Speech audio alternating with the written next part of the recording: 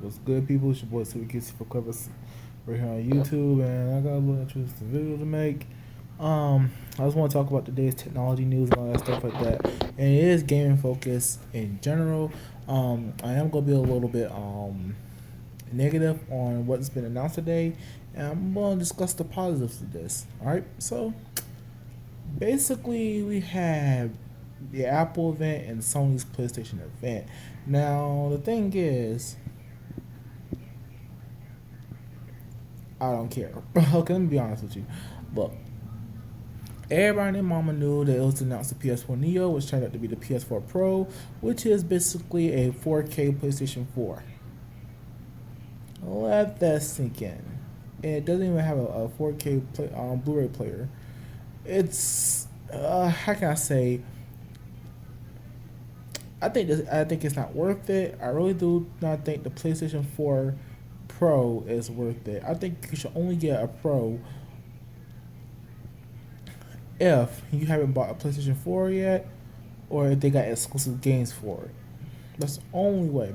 If you have a PS4 or you're getting the PS4 Slim instead of the Pro come November, you're doing yourself a favor. If you have a PS4 now, you're gonna play yourself in the end, because even though with this, they're still gonna have games running on PlayStation 4, and I don't think it's worth it unless you're one of those really intense graphics whores who really do want all that graphicness of it, just all that graphical power, which I really don't care about. You know me, I always talk about how I play games to compete and to have fun, and that's basically my gist of it. I like to play games, not power or graphics. So I always tell people that a lot of people always be talking about, oh, this guy don't know what he's talking about. He always bringing up the, oh, graphics are pointless shit. I don't want to hear it. So, with that said about the PS4 Pro, let's move on to Apple. Apple, I cannot stand at the moment right now. You're moving a big feature off of the iPhone that I think that needs to still be relevant to this day. This is basically the phone for people who prefer Bluetooth and wireless headsets over earbuds. Now, to be granted, there are cheap headsets. Like seriously, there are headsets for $7. I just had one. It broke easily. um, I had there are headsets that cost like $7 for from Roses or Family Dollars. But then again, there's people who enjoy having their headphone jack, so that way they can enjoy their music while don't worry about the latency or battery life of headphones. So it's basically it's going to be a little bit more expensive for music listeners. What I do like about the Apple the Apple iPhone 7 is the fact that it's going to be a waterproof, a little bit more waterproof. Um, I really do want Apple products that I can play with underwater. All right, it's been a long time. I got a Galaxy 5. It's no, it's not waterproof, but it's good. But I'm glad that a lot of companies are taking notice of this.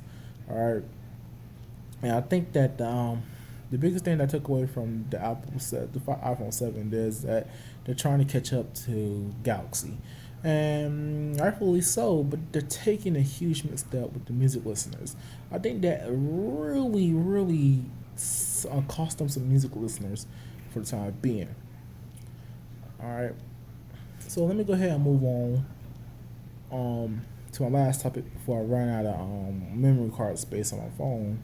Um, let's go ahead and talk about the fact that Nintendo. Yes, there's some Nintendo news in this, but let's talk about the fact that Nintendo came out and announced Super Mario Run. And I know a lot of people raised an eyebrow, like Rayman Run or Sonic Run. Like, I raised the eyebrow too at it. Then I looked at the gameplay. I said, "Whew, it's just a little cock tease. This is a one finger cock tease for like a full Mario game." And like, if Nintendo can pull this off and have it do the results that Pokemon Go did for the Pokemon franchise, like if y'all haven't heard, Pokemon Go set the world on fire with Pokemon once again, and it made those sales bump for the 3DS and pre-orders. So if they can do this with Mario, this is basically giving them Mario in a cock tease. So it's basically one finger Mario. Like you play the game like you Mario, but you only use one finger to jump to platforms, do a little bit of parkour mechanics.